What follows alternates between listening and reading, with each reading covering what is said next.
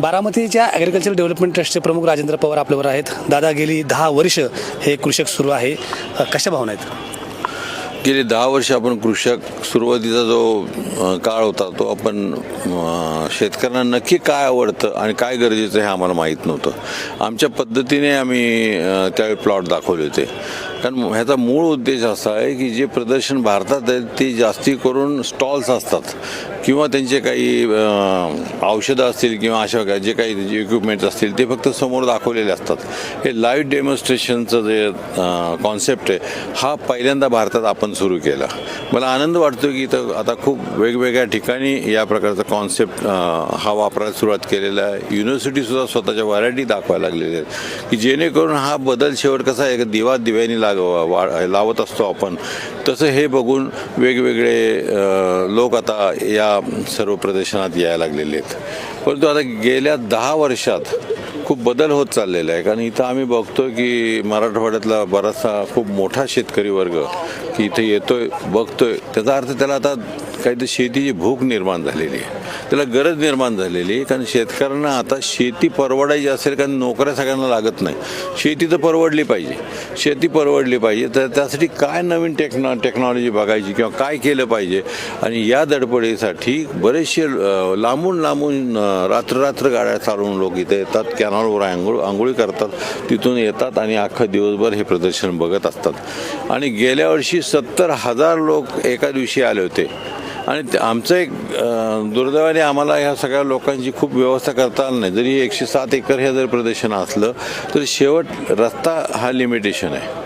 त्यामुळे आम्ही यंदा 8 दिवसाचं जवळजवळ प्रदर्शन केलेलं आहे. पुढच्या 24 जानेवारीपर्यंत हे प्रदर्शन राहील की जेणेकरून शेतकऱ्यांनी थोडे शेतकरी येऊन हे सर्व नीट बघून जावं आणि त्याच्या स्वतःच्या क्षेत्रात त्यांनी हे सर्व प्रयोग करावेत. प्रयोग म्हणण्यापेक्षा याचा उपयोग करून घ्यावा.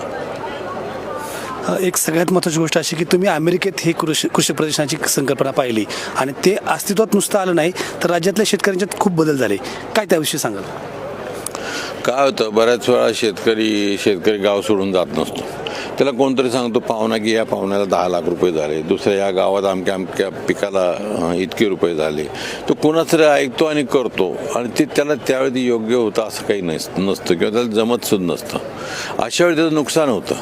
यासाठी आम्ही इथं लाईव्ह डेमॉन्स्ट्रेशन इथं मुद्दाम दाखवलेलं आहे. कारण अमेरिकेत त्यावेळी मका आणि सोयाबीनवर अशा प्रकारचे डेमॉन्स्ट्रेशन्स होते की पुढच्या वर्षी कुठलं नवीन व्हरायटी येणार आहे, त्याच्या पुढच्या वर्षी व्हरायटी कुठल्या त्या कंपन्या आणणार आहेत, त्याचे शेंग किती लांब आहेत, कशा पद्धतीचे, त्याला औषधं कुठली लागलीत किंवा रोग कुठले आहेत, उंची किती, काय जे काही असेल ना त्या आदल्या वर्षी त्याला निर्णय घेणं सोपं जातं. आणि त्याच्यामुळे त्याचं जे स्वतःचं नुकसान जे होतं ते टाळलं जातं. आणि त्यासाठी हे लाईव्ह डेमॉन्स्ट्रेशन आहे की बाबा एक आयडिया जरी आली तर त्याच्या आयुष्यात एखादी ठिणगी पडते आणि खूप मोठा वणवा लागून त्याच्या आयुष्याला काही ते कलाटणी मिळते, ह्याचा माझा विश्वास आहे. तुम्ही आता जसं म्हणालात की एक ठिणगी लागली तर त्याच्या आयुष्याला कलाटणी मिळते. बारामतीमधूनच ड्रीप सगळ्या देशात आणि राज्यात पोहोचलं. बारामतीतूनच संकरित गाईच्या दूध उत्पादनाच्या क्रांतीला सुरुवात झाली आणि बारामतीनेच पुन्हा आता आर्टिफिशियल इंटेलिजन्स तंत्र शेतीच्या बाबतीत शेतकऱ्यांना दिले. हे कितपत या पुढच्या काळामध्ये शेतकऱ्यांना उपयोगी पडत असं वाटतंय? 80 सालाच्या दरम्यान ड्रीपची सुरुवात माझे वडील आप्पासाहेब पवारांनी इस्रायलला जाऊन बघून येऊन इथं मोठ्या प्रमाणात केली. आणि त्याला जो देशी बनावटीचं जे ड्रीप आहे ते भवरलाल भाऊ जैन यांनी बनवलं आणि ही क्रांतीला सुरुवात झालेली आहे. त्यानंतरचं पुढचं वर्जन म्हणजे हे आपलं AI टेक्नॉलॉजी ही आता येऊ घातलेली, मोठ्या प्रमाणात यायला लागलेली. आता जग थांबणार नाही आहे. त्यामुळे प्रतापराव पवार हे आमचे ट्रस्टी ते ऑक्सफोर्ड युनिव्हर्सिटीत गेले होते. तिथं अजित जावकर म्हणून तिथले प्रमुख होते. त्यांना एक लक्षात आलं की आपल्याला हे टेक्नॉलॉजी आपल्याला भारतात त्याचा उपयोग होईल. परंतु यासाठी कुठंतरी टेक्नॉलॉजी लागते म्हणून मायक्रोसॉफ्टच्या लोकांना सोबत घेतलं आणि इथल्या आमच्या टीमने अल्गोरिदमचं काम केलं. आणि गेल्या वर्षी 1000 एकरावर महाराष्ट्रात वेगवेगळ्या ठिकाणी ही टेक्नॉलॉजी उसावर दिली. आणि गेल्या वर्षी हा प्रयोग होता, पण त्याचे रिझल्ट जर बघितलं 100 टनाच्या आत एकही शेतकरी नाही. हे बघितल्यानंतर पाणी तेवढंच राहणार आहे शेती तेवढीच राहणार, कदाचित कमी होणार आहे. उत्पन्न आपल्याला वाढवायचं तर ही टेक्नॉलॉजीचा आपल्याला वापर केला पाहिजे. म्हणून आपण यंदा AI टेक्नॉलॉजीवर खूप मोठ्या प्रमाणात आपण काम केलेलं आहे. शेतकऱ्यांना मोठ्या प्रमाणात ही सर्व संकल्पना सांगितलेली आहे, एक्सटेन्शनचं काम केलेलं आहे. त्याचबरोबर VSIनी आर्थिक मदत केलेली आहे. काही गव्हर्नमेंटसुद्धा आता काही दिवसांनी समजा आर्थिक मदत करेल, काही बँकांनी ज्या त्या ठिकाणी मदत केलेली आहे. अशा स्वरूपात आपण प्रयत्न करतोय सगळे. आणि काही शेतकरी असे म्हणतो ते आम्हाला इतरही पिकं आहेत, त्याबद्दल सुद्धा तुम्ही आम्हाला मदत केली पाहिजे. वास्तविक हे काम युनिव्हर्सिटीचं आहे किंवा एका मोठ्या संस्थेचं काम आहे की जिथं खूप मोठे फंड्स असतात.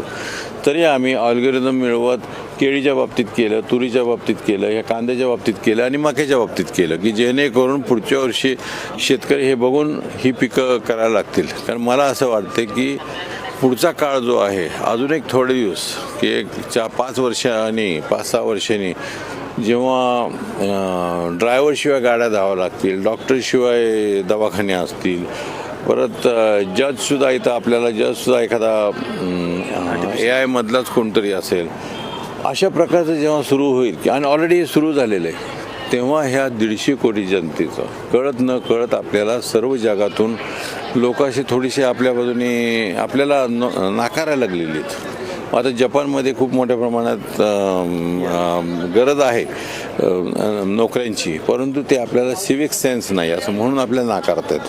काही असो, पण 150 कोटी जनता जेव्हा तयार होईल आणि त्याच वेळी हे AIचं संकट पडणार नाही. हे फायद्याचं आहे, परंतु ते कमी लोकसंख्येसाठी हे फायद्याचं ठरणार आहे जास्ती.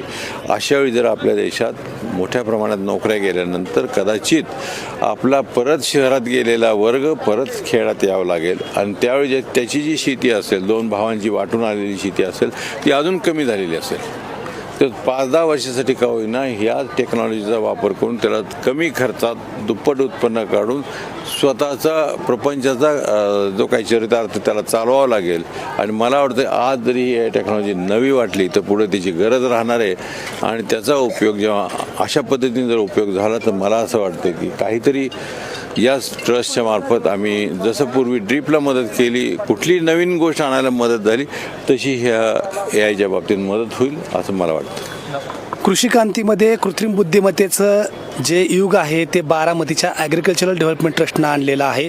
आणि जसं राजेंद्रदादा सांगतायत तसं या पुढच्या काळामध्ये AIमुळं नोकऱ्यांचा जरी प्रश्न उपस्थित झाला तर तो शेतीमध्ये मात्र उपस्थित होणार नाही. शेतीत कष्टच करावं लागतील आणि शेतीमध्ये जर AIचा वापर केला तर ते कष्ट अधिक फलप्रद होतील, हेच त्यांचं सांगणं आहे कृषीच्या माध्यमातून. धन्यवाद.